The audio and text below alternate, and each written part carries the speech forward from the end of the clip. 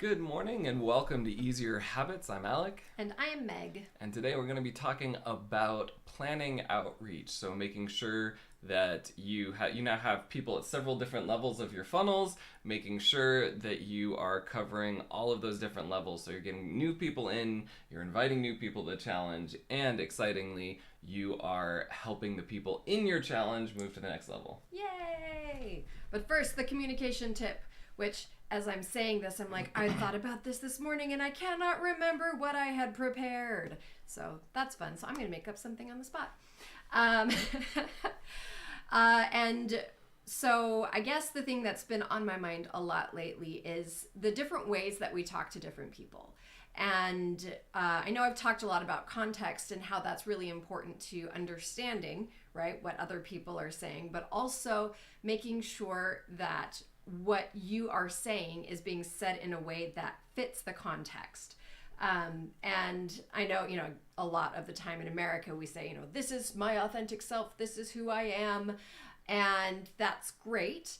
And also there are other aspects of you, and you can cultivate that. You don't have to be stuck in any one space as far as the way that you present yourself. And the reason why this is important is because the way that you communicate with others is not always going to be received the way that it's intended. And so I think a lot about, for an easy example, the way that I talk to my kids versus the way that I talk to my husband versus the way that I would talk to a stranger, right? There are certain things my kids don't understand yet, particularly a lot of the words that I use. And so I don't want to dumb my conversation or my language down for them, but I do need to be aware that they might not know the meanings of some of the words that I'm using. So I either have to define them or pick a different word, right? Now I remember what I was going to talk about, building rapport, but that's okay. I'll talk about that tomorrow.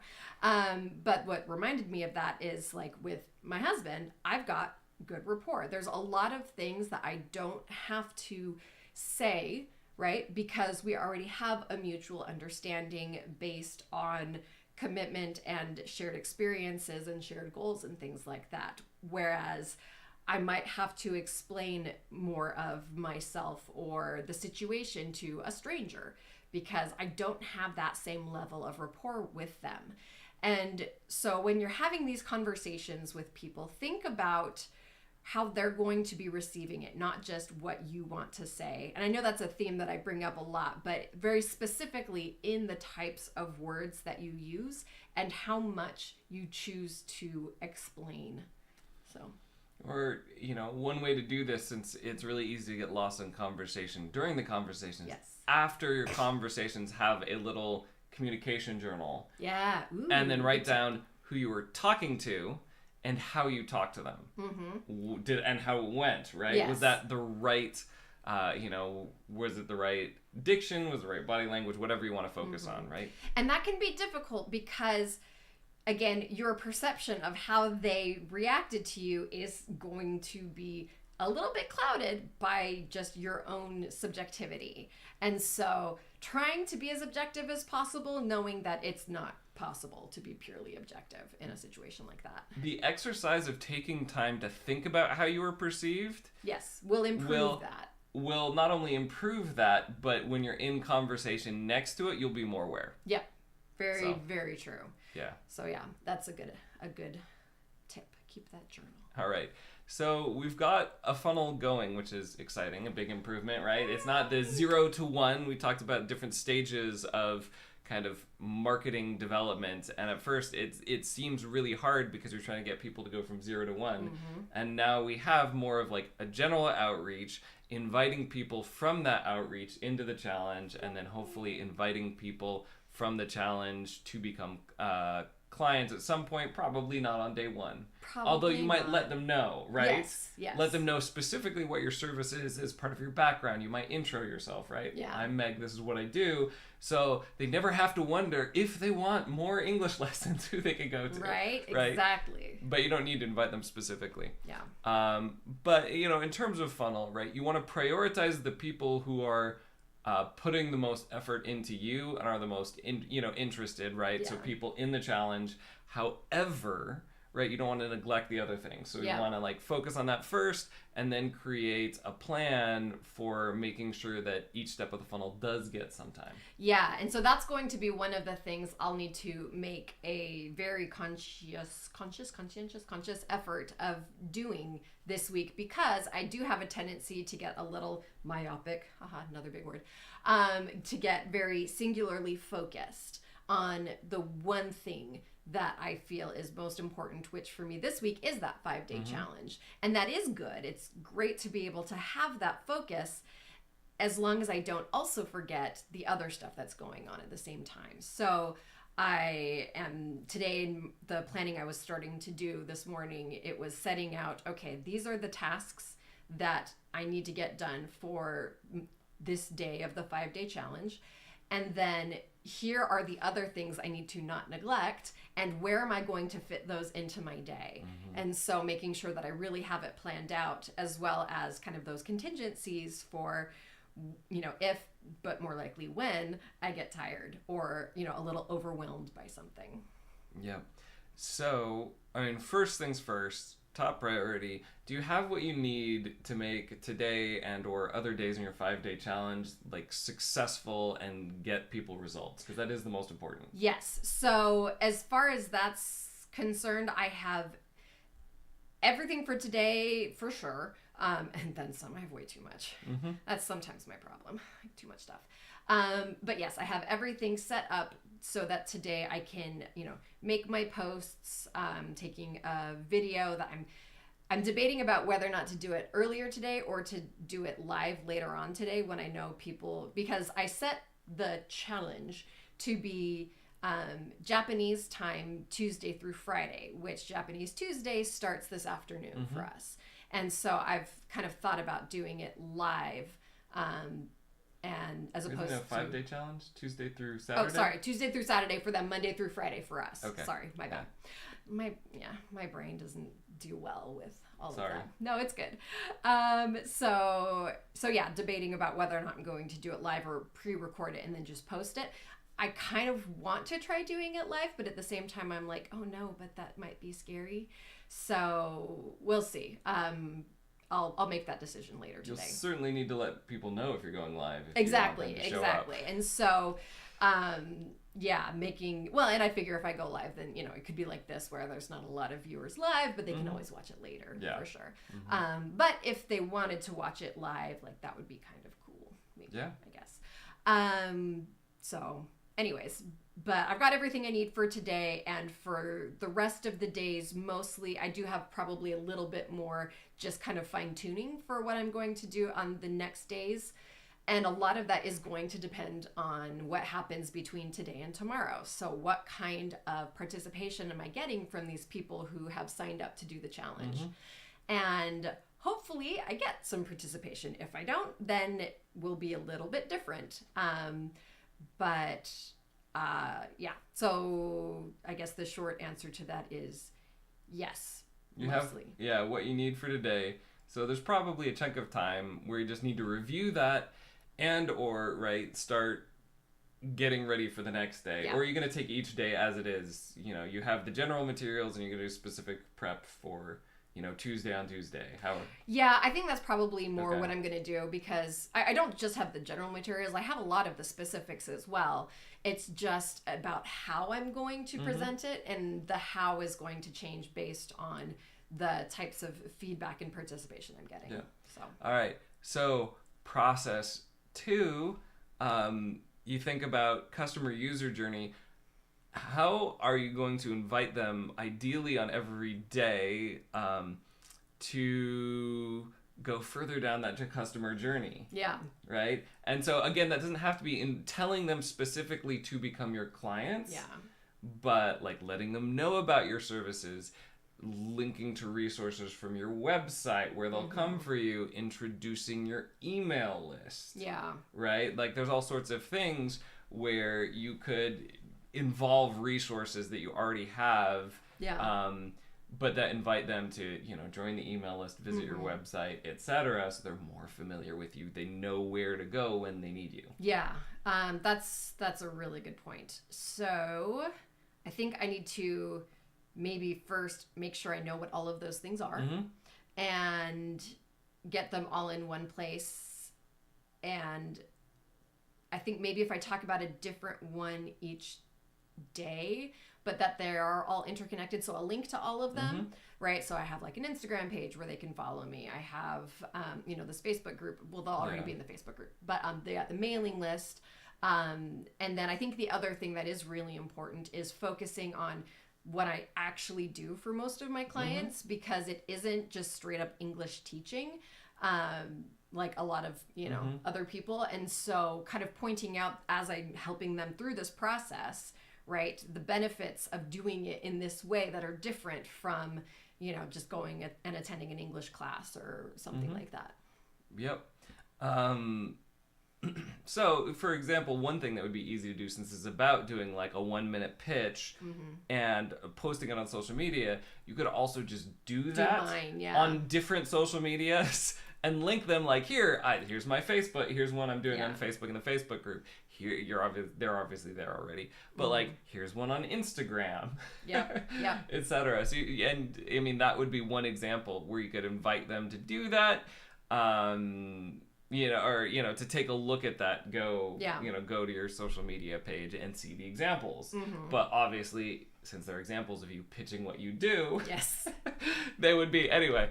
But so brainstorm out things. Again, like, you don't need to work too far ahead. Having a bunch of ideas is great, so that's ready when you prep every day. Yeah. But like, just know for today, like, all right, what is it going to be? How are you going to introduce yourself and your services today? And that's pretty easy, right? For sure. Well, just and telling them who you are and what today you do. Also, as I'm telling them, as I'm setting up all of this stuff, having them understand that, like, yes, this thing is a free thing. It is to demonstrate kind of what it is that I do with my clients, as well as having up front, at the end of this, I'm going to be asking for, your feedback and potentially referrals. So as we go throughout this process, if you can think about what is helpful, what questions do you have, who do you know who might benefit from this as well, who, could join me in the next 5-day challenge. And so having that kind of as part of my introduction to this whole 5-day thing, I think will be good as well. Well, and another thing, here's a great way to do it in a community building way. Yes. Is you could set the expectation at the beginning of the course, since this is about posting to your pitch to social media, people are encouraged to share posts. Of course, they're encouraged to share your posts so that more people can come to the course and learn more. Yeah, but also their share own. Each other's posts, and each right? Other's, yes. So that, that's part of the power of this. Is not only do you get the experience of like how to do this and practice doing it, but you have a support group here in this first challenge for, sharing, commenting, liking, engaging. Definitely. To get a little bit more exposure. Yeah, for sure. Yes, 100%. Sorry, I always feel weird saying 100% when I agree, because it's such an American thing, but yeah, anyways.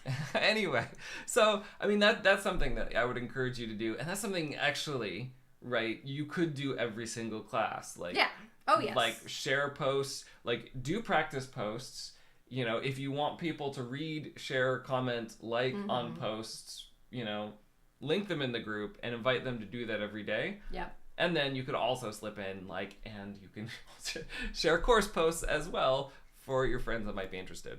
Yay. So, but that's a way too that, we talk about sometimes the fear that we're being slimy and manipulative. And I see groups like that where people are like, no, you can't share your own stuff, only my stuff. And that does feel controlling and manipulative, but when you come at it from a different angle, let's all support each other, and I'm just one of you posting, right? You're putting yourself as a peer, at least in terms of like sharing, giving, receiving, serving other people. you can offer, I will give you, I will comment on it, I'll give you feedback if you want on the post, and if you ask for it, not otherwise or whatever, I will share, etc. I love sharing examples from how it's going in my course, which is another thing. You don't even have to share your own post. You can share their posts and, repost them and share. Anyway, so there's a lot of opportunities here. Yay, opportunities! So, and I guess that's like, as part of your prep, that's, think about not only... you think first about like how to teach them, get them results. It's the most important thing. But secondly, all right, how do you invite them to do more? And it's not just purely for your own good. It's like you're inviting them to grow more. And some of that might be with your services. Some of it's not. But like, it's about providing value, with this thing, and then knowing that there is more value to be had. It's about creating spaces where you can help them continue to grow. Right? And so you want to create that space, and then you want to invite them to explore and stay in that space. And only some of those are going to be paid opportunities. For sure. All right. So that's the very bottom of the funnel, people that not only know who you are, they're already engaging with you, they're joining groups, etc. So how about mid-tier people, the kind of people who are familiar with who you are, but they're not really engaged yet? What kind of plan do you currently have in place for those people? So for those ones, I'm going to give them kind of like a Reader's Digest version of this is what we did in day one. If this is interesting, come on over. You don't have to, start on day one. Like you can catch up or something like that, but letting people know that I do have this thing going on and that we are getting results. And so that's going to be some of the outreach that you were just talking about of sharing other people's things. Like, hey, look, I helped someone do this thing, and it was really awesome. If you want to try and do the same thing, come on over. You can, do it on your own, or you can sign up for the next one that I have coming up in 2 weeks if you want some time to prepare. But it's a good way to show people and showcase what it is that I do. Yeah, another thing you could do is have people share posts outside the group if they want to, but tag you. Yes, link back to me. Right. Yeah. If they want you to signal boost and comment, etc. Yeah. So, all right. So it's sharing what's happening in the course. It's great. Or you could invite them to catch up on this one if we're planning on doing another one in 2 weeks, like 1 week on, 1 week off, right? Yep. You could also invite them to that one. So, during all of this time, what is your approach to getting new people who don't know who you are to be familiar with who you are, what your services are, etc.? I think that one's going to mostly come from asking people to share with their networks because there is, some level of outreach that I can do, but it gets harder and harder to find people that I don't know or who don't know me. Right. But if I can have other people, sharing on their social networks and then linking back to me, right, that will then have the, effect of reaching people that I don't already have access to. Do you know everyone, or at least like all of the active members in all of the groups you're a member in you've joined, the Japanese groups on Facebook and LinkedIn? I mean, probably not all of them, but and there's also kind of like the level of how well do you know someone when it's just an online interaction kind of a thing. But a lot of them, I guess I could get to know some of them even better. So asking the ones that are, either newer or that I just, don't recognize their name or something like that. Yep. And so, there's things, so I'm thinking about like in a group outside of this, maybe there's some overlap in people but there's probably also a bunch of people you don't know. You could, ask for feedback, share some insights, etc. But it's just, I think more than anything, like reserve some time, even if it's like half an hour, and we'll probably expand this a lot more in your off weeks. Yeah. But like reserve some time to check those groups, interact with them, comment, and or social media posting where other people will find it. And that's kind of the hard thing that Instagram and things that aren't YouTube is like the content isn't evergreen, so like people won't necessarily find it per se. But that idea of like, all right, invest some time into checking those groups, building out like a content plan where people who don't know you can find you.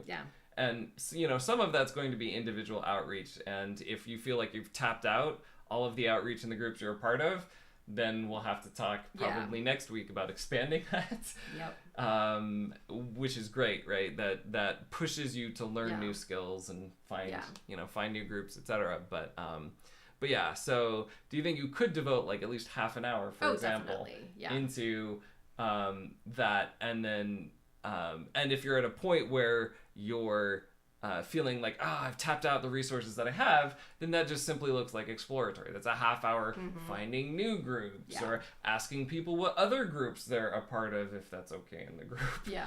Or DMing people, right? That, like, hey, I'm part of these groups, but, do you know any other good groups, right? For sure. That is, especially if someone's in your target audience, right? That is a great way. Like, what are you reading? What are you? That's a great exploratory way to find new target, audiences to target. Yep. All right. So, all right, that is the plan. I'm not going to go over like specifically. Do you think it'd be helpful to specifically go over how much time you're going to spend in I think I'm going to need to do that because I need to lay it all out for myself. All right, lay it all out, and then maybe you can share it with us another time. Yep. All right, great. And for the business tip of the day, I'm focusing on learning because entrepreneurs and small businesses have to do a lot of that. And so one of the things, this is just a quick tip, if you're talking about things that you want to retain more, generally the things that you write down, you remember better, but also specifically the things you handwrite, you remember better than the things you type. Yep. So going back to mind maps, there is, for example, mind mapping software that you could use, and that's better than not doing anything, but like manually creating your mind map on paper with, colored pens is going to give you a lot better recall of what you're studying. And then if you need to digitize that, like take a picture or something, etc. Awesome. So until tomorrow, make big changes, one small habit at a time. Bye. Bye.